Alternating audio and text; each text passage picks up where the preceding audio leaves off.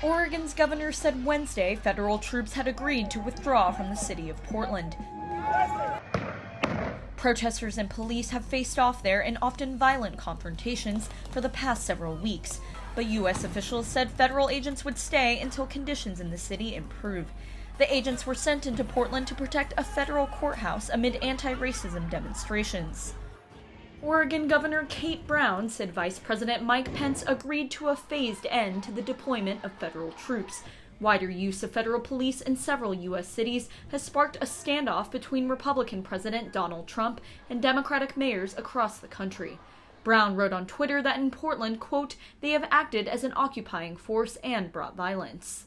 Agents in minivans have been accused of snatching activists off the street during the federal presence in the city, and one protester was nearly killed by a rubber bullet. Brown said in a statement that federal agents will start to leave downtown Portland on Thursday as part of the plan. But the head of Homeland Security, Chad Wolf, said agents would stay near the courthouse until they were sure the plan was working.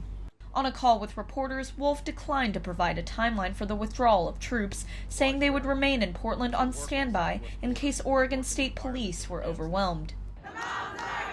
The news comes after suburban mothers, veterans, and healthcare workers joined the Portland demonstrations to oppose federal intervention. The arrival of these so-called white allies changed the optics of Black Lives Matter protests, previously seen as dominated by activists facing off with police. Trump, who is up for re-election this year, has boasted of his law and order stance by cracking down on nationwide protests sparked by the police killing of a black man named George Floyd in Minneapolis. The federal government presence in Portland has drawn criticism from Democrats and civil liberties groups who alleged excessive force and federal overreach by the president.